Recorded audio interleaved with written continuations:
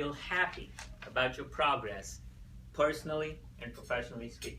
One thing. One thing, just one thing that has to have happened in your life to make you feel happy about your progress, personally and professionally speaking.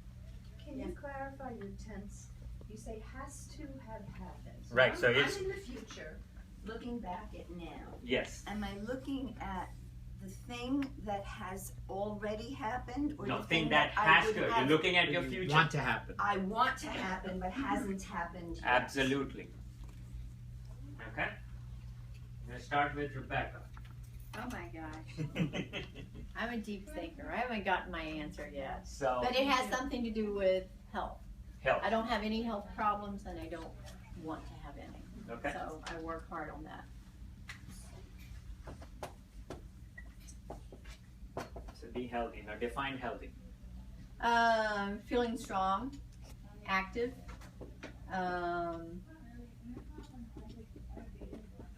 mentally, emotionally, Okay. physically, of course. All right. Tina? Well, I'd say I would look forward to those $1 million months or years or whatever. $1 million. All $1 million. Well, $1 million. right. You know, majority of the $1 million comes when you don't look to it, and it just comes. Well, when you're we're working towards it. We're looking. All right. How about you? I lost both my parents this year, so I'd Oh, have I'm to so sorry say to hear that. no more deaths for a bit. I don't know how you would do that, but Keep all healthy. yeah, stay healthy. And how do you feel? What does that? What is it? Disappointing? That's something that you're disappointed The because deaths? seems it's making you disappointed. Well, it's shocking. It reminds you that no matter how much you do that's in your control, you're not in control. Okay. This is life, and it's normal. Okay. Yet, I swear I was the first person ever in the history of the universe to lose a parent. That's what it felt like. Okay. All right. So, How about you? Different altogether. I recently, at my tender age, got married on, when was it? December 28th. And I invited Alan to come, but he didn't want to go to Jamaica. So I wanted to go to me. I just my wasn't best able. man flew down from Iowa. He left a blizzard to go to my wedding. Wow. For me, it's that in 3 years, I will hope and pray that I've established a loving, caring, supportive life relationship with my new wife and family. Okay. Because if that ain't happening, nothing's happening. All right. How about you? Well, at my age, that I'm still alive. And How would you feel if you're 100 at that age? if I'm hungry, 100 years old. I can live with that. Okay. Getting not that far from there. Relative. Probably being debt free. Debt free.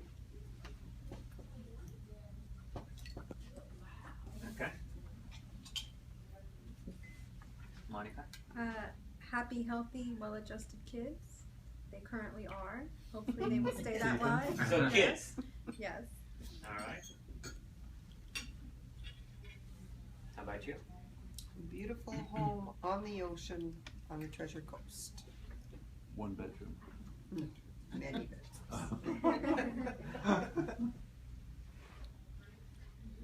financial freedom to live where I want.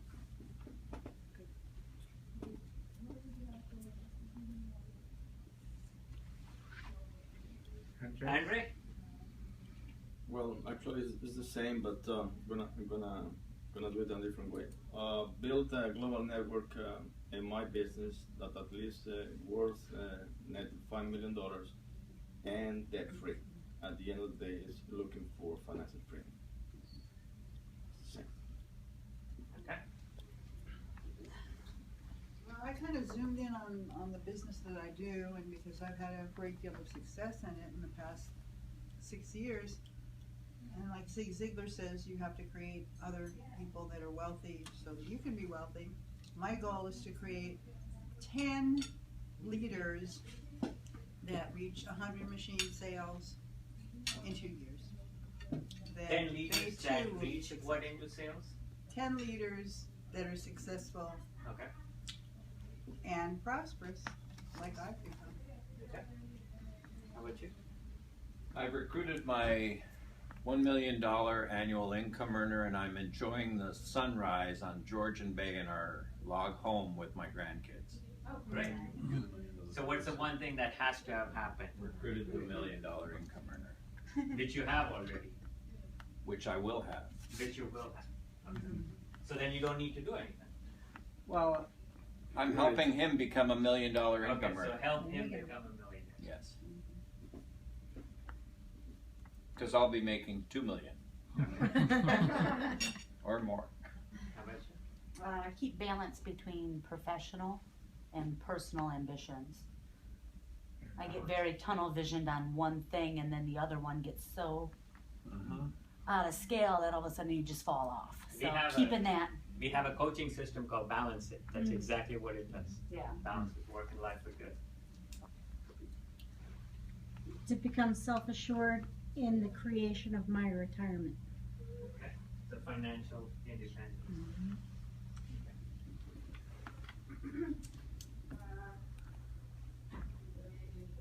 Now, just so you know, when I ask this thing around, if you look at what everybody mentioned, this is where one of the most common mistakes people make. We always chase our ideals. We do not chase our vision. There was a few that were very specific on what they wanted. Andre, 5 million, help him become a millionaire, a home on the ocean. This is something that you can chase. Bill Gates had a vision, a computer in every desk throughout the world. That's a picture. He chased that picture throughout the world and made it happen.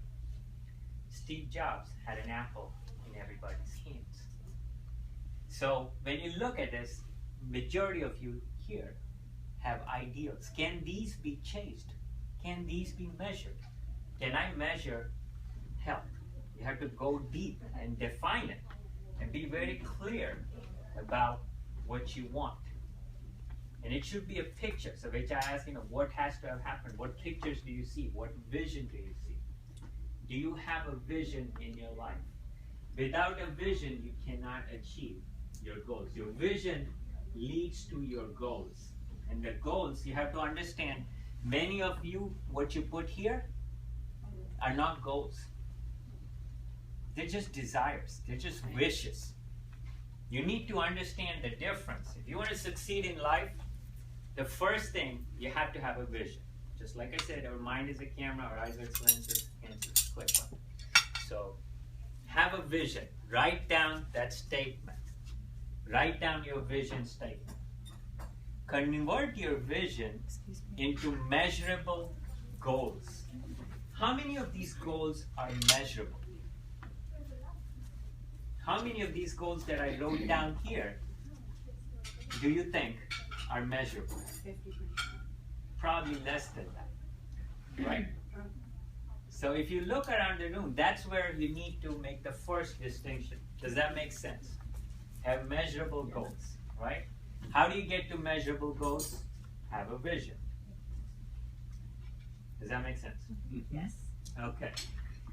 So we're gonna now go around, and everybody wrote this down on the top question on the worksheet. This is something that will make you a lot of money, even if you didn't do any business with me. I'll be very honest. I'm just telling you outright. If you never connect it, if you don't use the worksheet that's in front of you today, you're not going to see the results that you want in your life. So use the worksheet, write things down. Okay. The next question I have, you wrote down the one thing. I'm not going to remember all of these, so you better write it down. Is what is the one biggest danger, 1, 2, 3 biggest dangers I'll just go around the room just with just one. What is the one biggest danger that's preventing you from achieving that one thing today? The one thing that you want to achieve, what is the one biggest danger that's preventing you from achieving that today? Getting started. Getting started. Okay? Fear. How about you?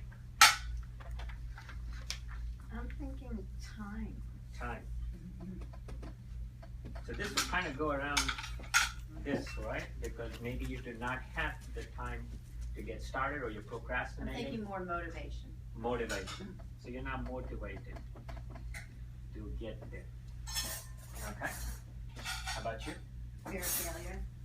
Fear of failure. Failure is the key to success. Michael Jordan has failed so many times that he's probably failed more than most other basketball players that are in the planet today. He's missed 300 of the best shots, 26 winning team shots that he missed, and 29,000 he's failed. So majority of his success has happened working with his team and his coach.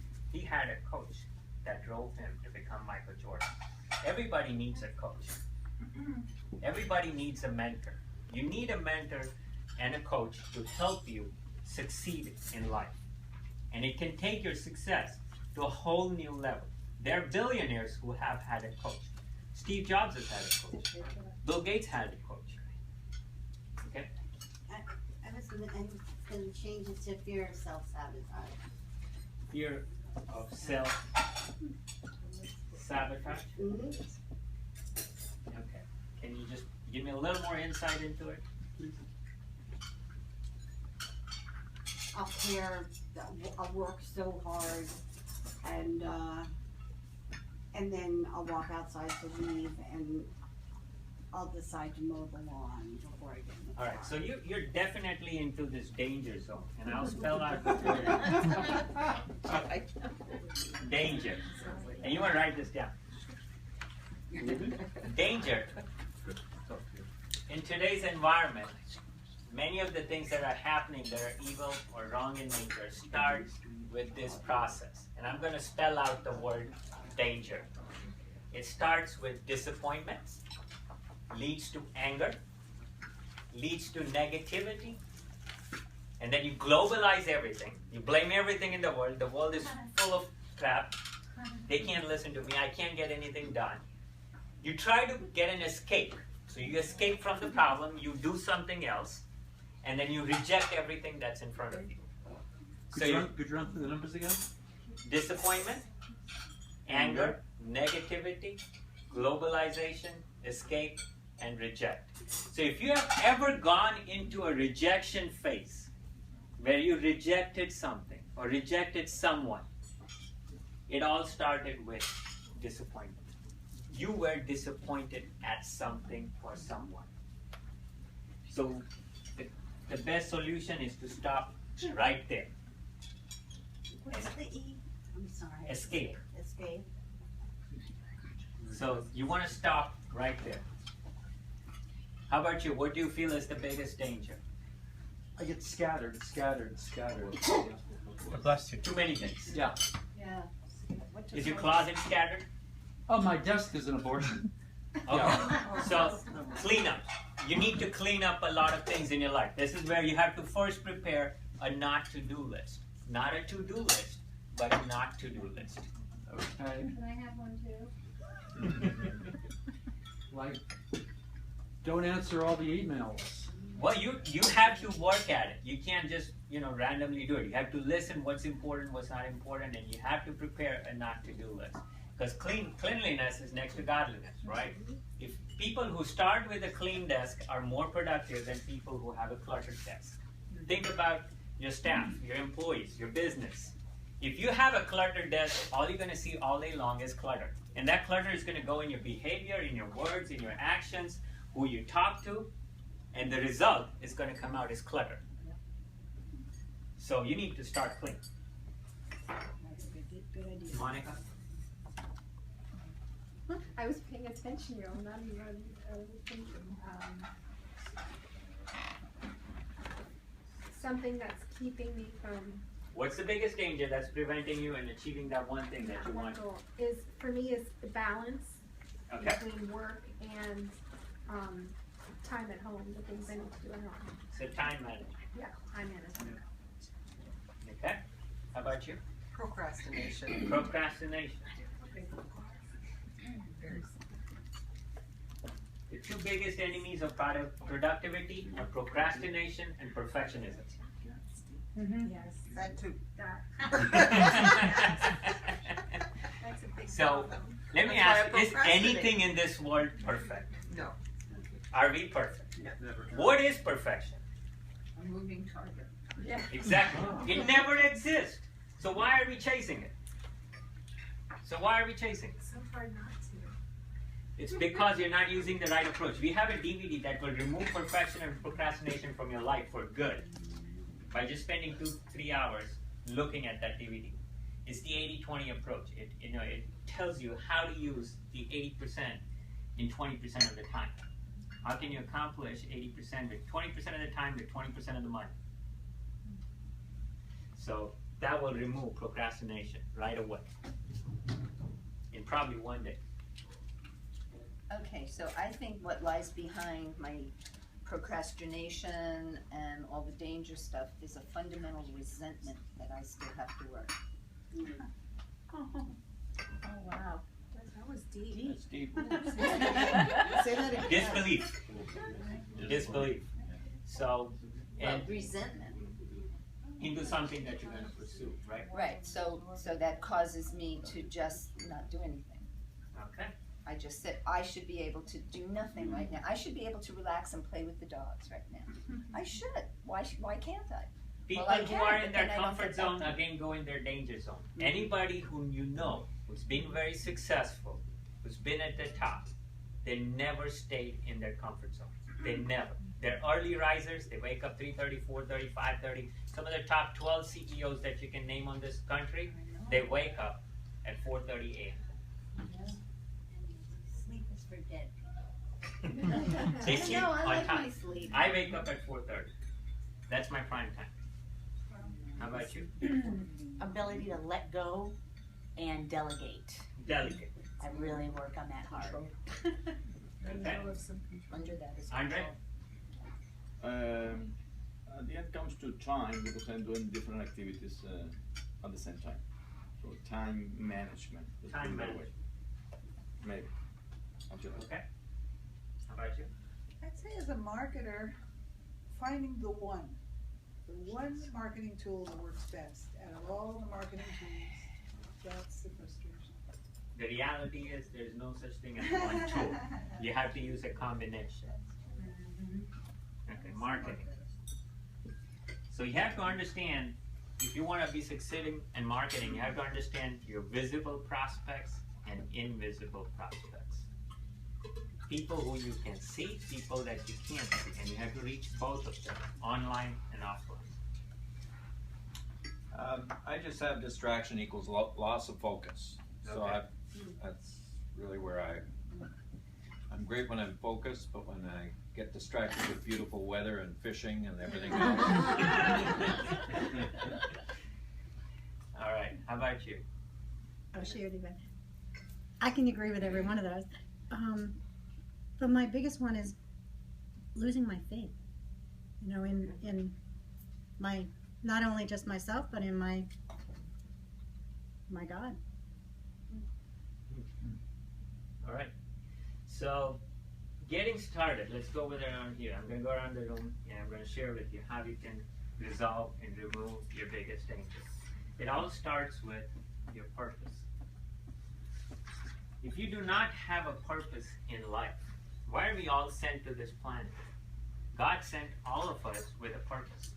My mission is to build high achievers throughout the world. I live with that purpose. I die for that purpose. So, what is your purpose? Why do you exist? So once you have a great purpose in life, this thing will be eliminated just like that. So find your purpose. You need to find your purpose. We have a whole exercise, and in one workshop, I guarantee, will help you find your purpose. So that's where you need to focus. Time. management. 3 or 4 of you put that issue across. Now I'm going to ask you a question. What is the definition of manage? Can anybody here define the word? Because we're talking about time management, right? So what is the definition of the word manage? Keep track. Control. Taking control. Prioritize. Control or change course of, right? If you go on Wikipedia, that's what it will define. Okay, so can we control or change the course of time? No. So why are we managing time? We can't manage time. You cannot manage time. You can only manage in the time that what you need to do. So you can only manage what you need to do in the time that you have. Right? So you can only manage one thing, and that's your priorities. Have you clearly defined your priorities? How many of you here have clearly defined your priorities? Only 2 hands went up. Have you written them down? Yes. Yeah. Do you implement those every day? No. Yes. No. See, there you go. So that is the biggest problem in this nation. It's implementation. Many people know the things that they need to do, but they just fail to implement. FDI, failure to implement. Fear of failure. I mean, failure is the key to success. Most of the top executives, most of the top business owners, multimillionaires, they fail fast and they fail forward. Let me tell you a little story about a frog. You take a frog and you put it in a pot of water. And you turn the stove on. And now the water is getting heated slowly and slowly. Okay? Slowly and slowly. What is the frog going to do? He's going to stay in the water, right? It's warm. It's warm, it's cold, it's getting warm. So he's getting trained to be in a comfort zone. The level of the comfort is being increased gradually and steadily. Right? What happens when the water reaches boiling point? What's the frog going to do? Die. Croak. Croak. Right? Now you put that same frog in the boiling water right away. Yeah, jump right out. It jump right out. That's how you want to be. If you want to fail, think of it. It's the biggest opportunity you have, but I want to fail fast. I want to know for this that if I'm going to fail, I'm going to come out of it very quickly. And I'm going to go forward. And I'm going to fail forward. It's going to take me next step. Because the more failures that you have, the more successes you're going to have. Right? People try a lot of failures. All of these companies that have been so successful, it was not the first invention that they invented. We get so much stuck on what we have that we think that this is the best idea I have, and you're going to put everything, your hard work, blood, sweat, money, mortgage your house, do everything behind that one thing, and then you're going to be bankrupt. But that one thing is not what the customers wanted. It's not what your prospects wanted. How do you know? You can only know when you test it. Right? So fail forward. Now fear stands for false events appearing real. Right? They appear real. You feel that fear is real. But you have to face everything and rise. Again, same word. Face everything and rise. So if you face your fears, we have heard this pretty common. Even your parents might have told you, face your fears, that the fears go away. So what is preventing you from facing your fears? What is the loss? It's always that you have something to lose. That's in question. That is creating the fear. What is it that you're going to lose? Is that a comfortable loss? Even Warren Buffett said, if you're investing money in a company, think of about it as a partnership and be prepared to lose it all. Right? That was his motto of investing in money. So be prepared to lose your money. People who are not prepared to lose shouldn't invest in stocks. So when you start investing, are you prepared to lose what you're going to lose? And if you answer that question, this fear is going to go away.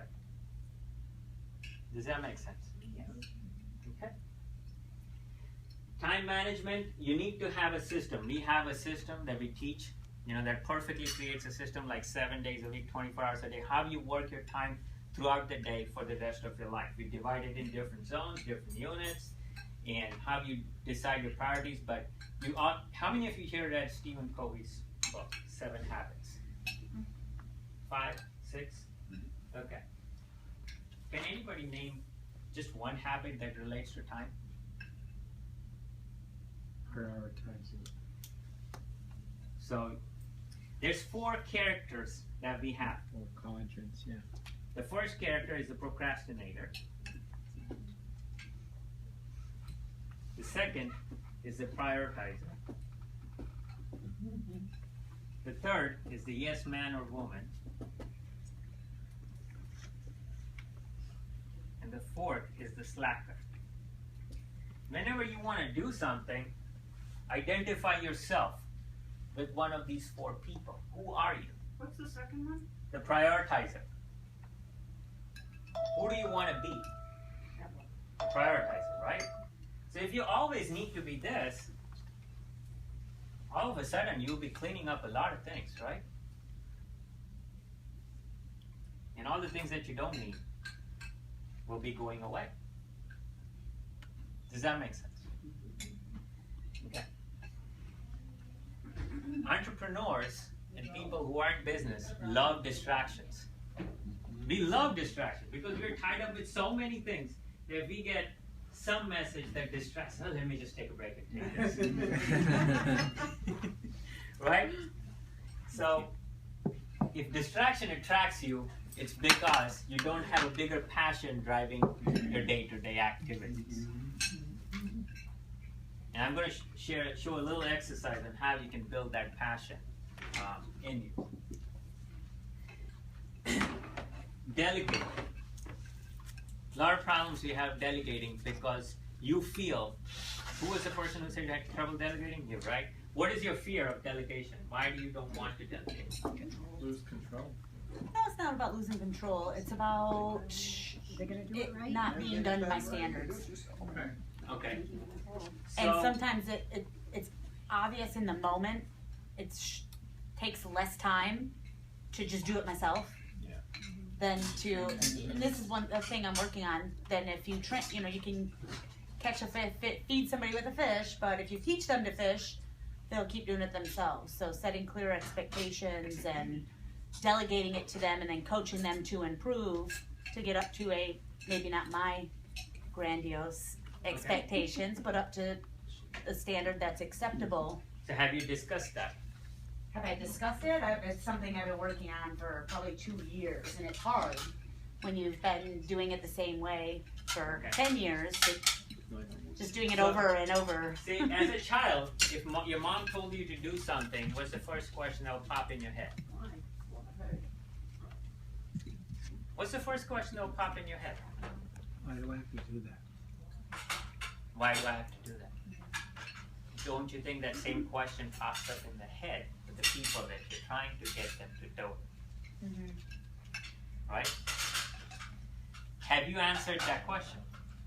Pardon? Have you answered that question for them? See, rules don't work, and many times when you want to delegate something, rules don't work, agreements do. So when you have mutual agreements between you and your team, things go much better and much higher than if you have rules, because rules are decided by you. What is the purpose behind that rule? What are we trying to achieve? What is it going to achieve for them? Is it going to do anything for them? Right.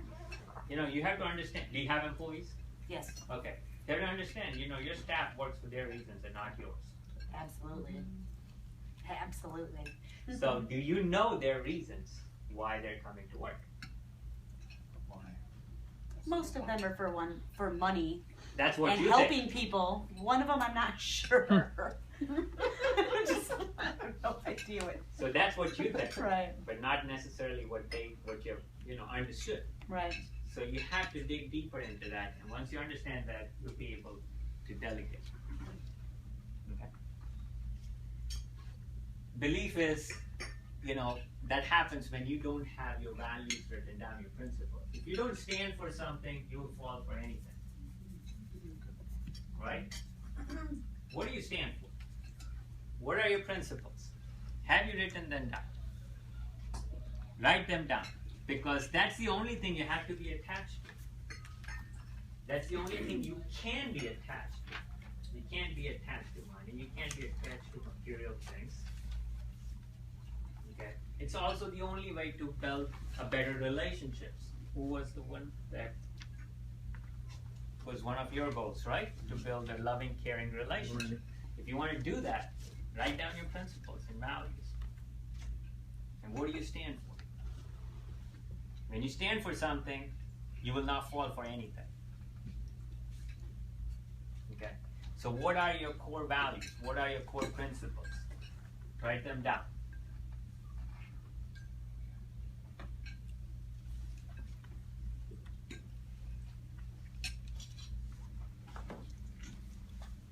Resentment. Who was that? That was you. So what makes you resent?